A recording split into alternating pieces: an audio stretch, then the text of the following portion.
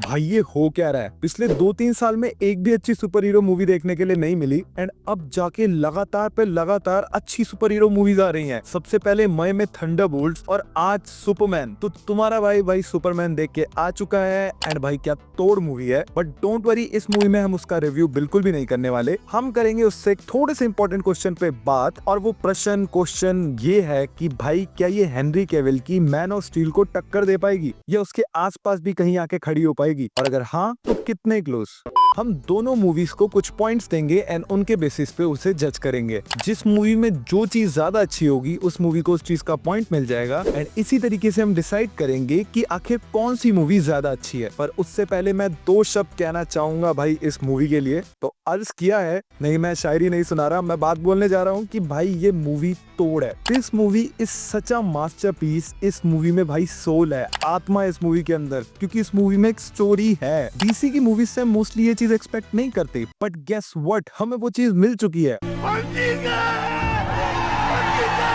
और ये सब पॉसिबल हो पाया है जेम्स गन की वजह से। भाई इस बंदे की जितनी तारीफ कर लूं उतनी कम है, ये कमाल का काम कर रहा है। इतने सारे कैरेक्टर्स को एक साथ मैनेज करने में तो भाई स्टोरी का वैसे ही हौच पौच हो जाता है। जेम्स गन ने भाई इस स्टोरी को इतनी कमाल तरीके से लिखा है कि भाई एक भी कैरेक्टर ऐसा हौच पौच फील नहीं होता। कुछ कैरेक्टर्स लगते हैं आउट ऑफ प्लेस, बट उनके बारे में हम आगे बात करेंगे। उससे इम्पोर्टेंट है ये सारे के सारे कैरेक्टर्स इस यूनिवर्स में फिट कैसे होते हैं। मस्त VFX है, मस्त बैकग्राउंड स्कोर है, मस्त एक्शन है, सब कुछ एकदम मस्त है। एक्टर्स की परफॉर्मेंस एकदम टॉप नॉच है। बट भाई इस मूवी का MVP हमेशा हमेशा के लिए क्रिप्टो रहेगा। भाई क्या कैरेक्टर है यार Krypto, I want to see him more. पूरी मूवी में क्रिप्टो से अच्छा और कोई साइड कैरेक्टर है ही नहीं जो सारी की सारी लाइमलाइट ले जाता है। अब मेरी ये वाली बकवास छोड़ के मेन टॉपिक पे आ जाते हैं कि क्या ये movie seriously man of steel से कंपेरेबल है या फिर नहीं। कंपटीशन को फेयर रखने के लिए मैंने last night man of steel भी देख ली थी, ताकि मैं दोनों को और ज्यादा क्लियरली कंपेयर कर पाऊं। एंड एक चीज का बहुत अच्छे से ध्यान रखना कि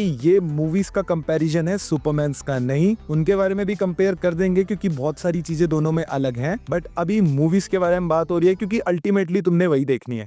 सो इस चीज का ध्यान रखना। एंड अब स्टार्ट करते हैं with our first point, action. एक सुपरमैन की मूवी हो और उसमें एक्शन की बात ना हो, ना भाई साहब, बिल्कुल भी नहीं। ये गोविंदा वाली सुपरमैन नहीं है।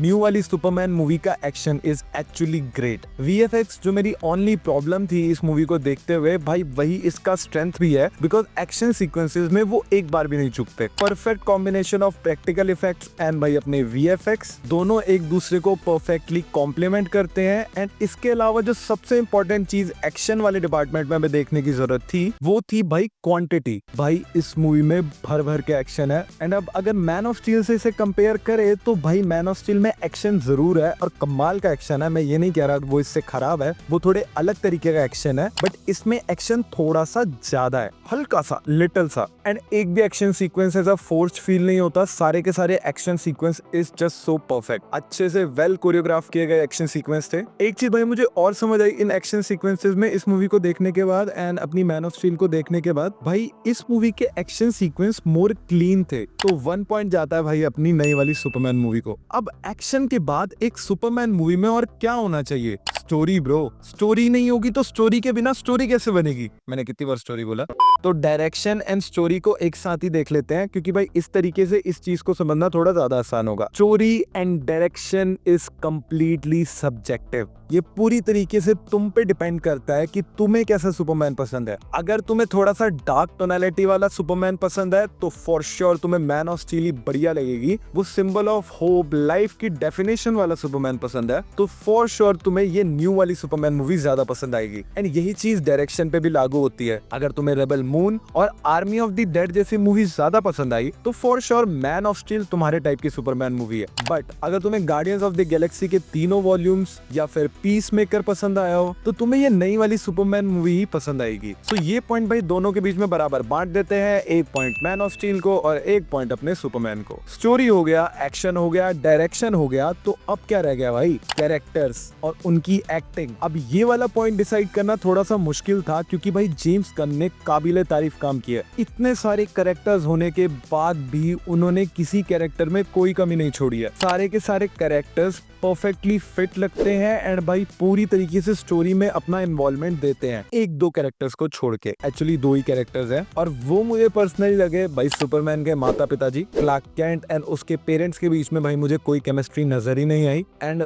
वो वाला सीन थोड़ा फीका फीका सा गया मेरे लिए comparing to the man of steel movie, जिसमें भाई क्लार्क कैंट एंड उसके फादर के साथ उसका रिलेशनशिप एंड उसकी मदर के साथ उसका relationship was top notch. Acting भाई बहुत अच्छी कर रखी है सारे एक्टर्स ने सुपरमैन में, नई वाली में, बट जस्ट बिकॉज मुझे वो लास्ट वाला पॉइंट जो मदर एंड फादर वाला मैं कह रहा हूँ वो थोड़ा पसंद नहीं आया, तो इसकी वजह से मैं मैन ऑफ स्टील को एक पॉइंट दूंगा। अब आ जाते हैं बैकग्राउंड स्कोर एंड म्यूजिक पे। भाई जेम्स गन को यहाँ पे फिर से थोड़ी सी तारीफ दूंगा बिकॉज उन्होंने उनका आइकॉनिक सुपरमैन म्यूजिक जो डाला है इस मूवी में, इट हिट्स डिफरेंट। भाई अलग तरीके से बैकग्राउंड स्कोर हिट करता है। हर जगह पे ऑलमोस्ट जहाँ जहाँ रैंडमली सॉन्ग्स बज रहे थे या कहीं भी सुपरमैन आ रहा था उसके पीछे उसका बैकग्राउंड आइकॉनिक म्यूजिक बज रहा था, everything was looking so perfect. James Gunn का आइकॉनिक सीक्वेंस भाई जो पीछे म्यूजिक चल रहा होता है आगे अपने फाइट सीक्वेंस चल रहा होता है, भाई इस मूवी में भी वो कमाल का लगता है। एंड लेट बी ऑनेस्ट ये चीज कंपेरेबल है भी नहीं, बट हम कंपेयर करेंगे क्योंकि हम कंपेयर कर रहे हैं।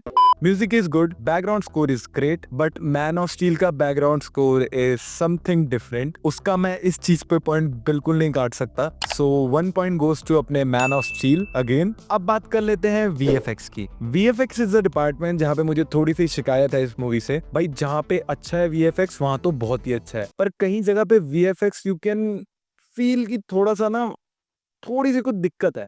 ये चीज मैन ऑफ स्टील में फील नहीं होती बिकॉज उनके पास एक एडवांटेज है कि उन्होंने जो कलर पैलेट चूज किया है भाई मूवी के लिए वो थोड़ा सा डार्क है, एंड थोड़े से डार्क टोनैलिटी में VFX का खराब होना पकड़ना थोड़ा सा मुश्किल है कंपेयरिंग टू द लाइट वाली चीज, वहां पे सब कुछ क्लियर दिखता है। सो या अगेन अ पॉइंट टू अपनी मैन ऑफ स्टील वाली सुपरमैन को। अब The last point we are going to discuss in this video is pacing। तो मैं सिंपल वर्ड्स में कहना चाहूंगा, मुझे सुपरमैन की पेसिंग भाई मैन ऑफ स्टील से बहुत बहुत बहुत ज्यादा अच्छी लगी। इसकी पेसिंग भाई मुझे बार बार मजबूर कर रही थी कि मैं अपने दिमाग को मूवी पे ही कॉन्सेंट्रेट करके रखूं और कहीं ना चलाऊं, विच इज लाइक बहुत कम होता है राइट आजकल के टाइम में।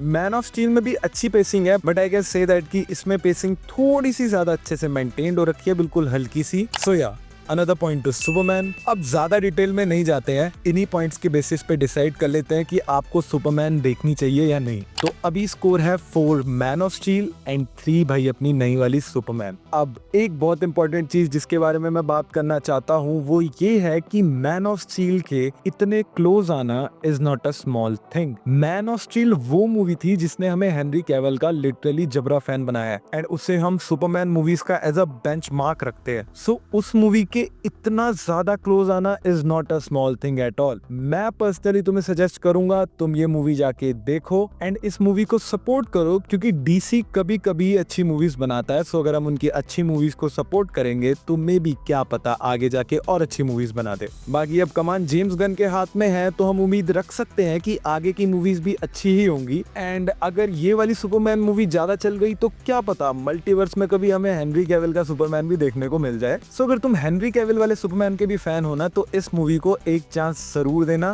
स्टोरी में सब कुछ है एंड आज के चाल चलन की सुपर हीरो मूवीज से तो बहुत ज्यादा अच्छी है। तो respect the past and embrace the future.